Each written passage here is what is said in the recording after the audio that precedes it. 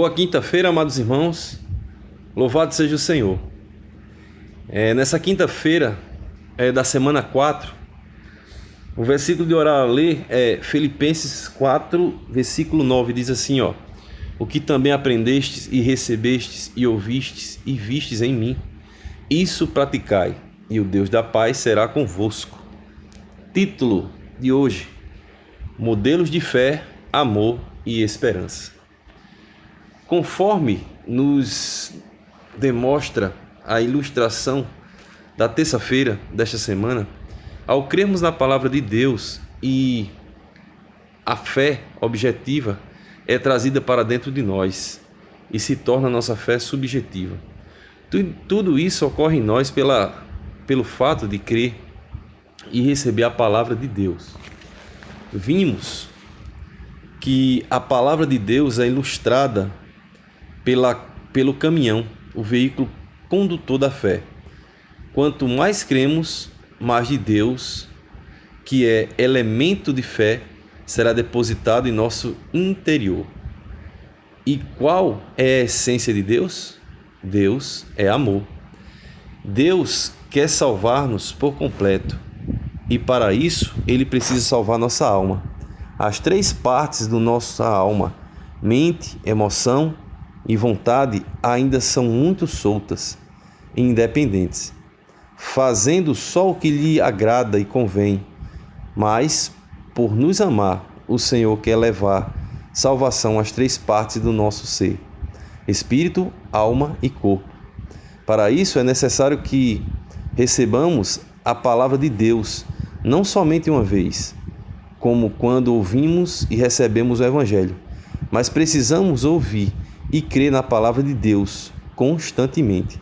Dessa forma, toda a nossa alma, mente, vontade e emoção será ganha pela palavra. O resultado de ouvir a palavra de Deus e nela crer é que seremos cheios da essência de Deus, ou seja, cheios de seu amor. Que precioso! Quanto mais recebemos a fé objetiva em nosso interior, mais do amor de Deus nos é dispensado. À medida que nos enchemos da fé, que vem por meio da palavra de Deus, algo é gerado dentro de nós, o labor de amor. Para amar as pessoas, Deus nos fará passar por outras experiências, a saber, a perseverança da esperança. Que processo maravilhoso! A fé é o único, a fé é o início e traz consigo o amor, que é Deus. À medida que vivemos o amor para com os outros, Deus nos levará a ser perseverantes, gerando esperança em nós.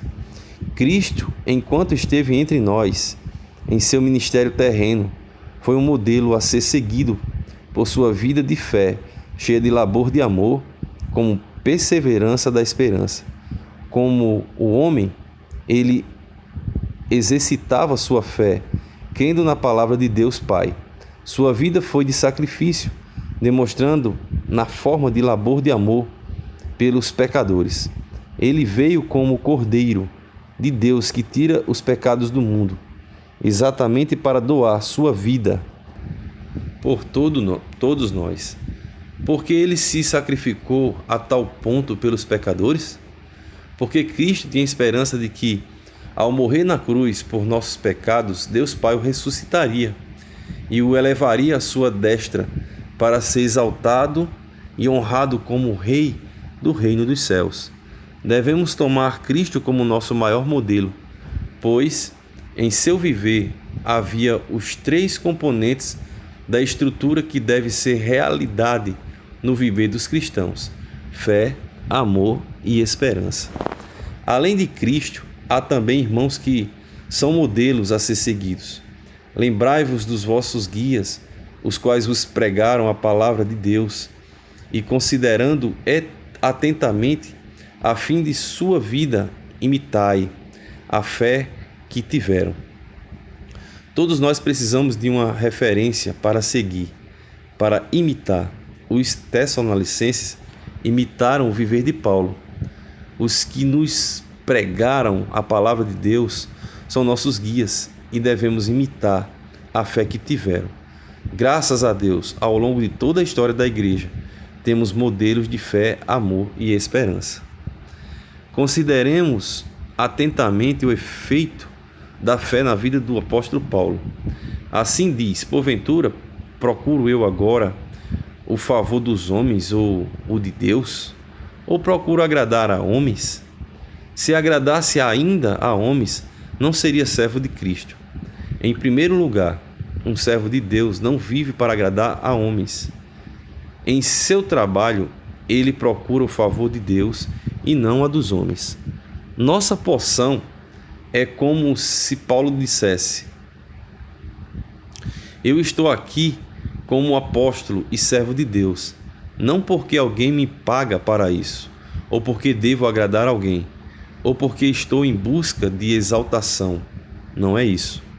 Em seguida, Paulo continua com palavras de advertência e diz: faço-vos, porém, saber, irmãos, que o evangelho por mim anunciado não é segundo o homem, porque eu não recebi nem aprendi de homem algum, mas mediante a revelação de Jesus Cristo, porque ouvistes qual foi o meu proceder outrora no judaísmo. Como sobremaneira perseguia eu a igreja de Deus e a devastava. Antes de sua conversão, Paulo tentava destruir a igreja de Deus, perseguindo de maneira cruel. Entretanto, houve uma mudança radical em sua vida, e ele se tornou, além de apóstolo que estiveram com Jesus, a única pessoa que recebeu a palavra diretamente do Senhor. Este lhe apareceu no caminho de Damasco e aprove a Deus revelar seu filho nele. Diante do rei Agripa, as palavras de Paulo revelam como ele se tornou um exemplo para todos os cristãos. A transformação radical na vida de Paulo ocorreu por ele crer na palavra de Deus. Aleluia! Amados irmãos, como precisamos seguir o exemplo de fé, amor e esperança deixadas por Cristo e pelo apóstolo Paulo. À medida que cremos na palavra de Deus e dela desfrutamos, nossa vida vai sendo transformada e nos tornamos servos do Senhor, cheios de fé, amor e esperança. Pergunta: quais os 3 elementos que constituem a estrutura da vida da igreja? Bem, amados irmãos, a pergunta de hoje ela diz assim: quais os 3 elementos que constituem a estrutura da vida da igreja? A gente viu na leitura de hoje que por diversas vezes foi citado 3 elementos: fé, amor e esperança, né? E que também, dentro desse falar de hoje, enfatizou um pouco sobre valorizar os guias, aqueles que trouxeram a palavra para nós. Precisamos ter irmãos que são modelos para seguir, modelos de rebanho. Precioso falar de hoje. Eu não vou me estender muito, amados, porque vamos ter um encontro domingo pela manhã e eu creio que o Senhor vai falar mais e mais para nós. Mas, por exemplo, consideremos atentamente, Consideremos atentamente o efeito da fé na vida do apóstolo Paulo. Paulo foi o único apóstolo, um dos únicos apóstolos que não andaram com Cristo pessoalmente, mas também foi o único apóstolo que teve um encontro com o Senhor de uma forma extraordinária.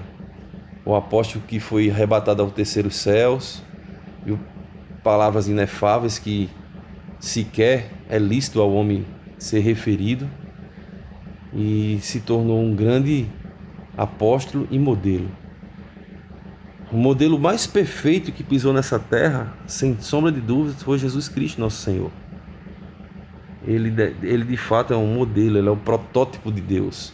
Ele foi aquele que veio para ensinar a ter uma vida de acordo com a vontade de Deus.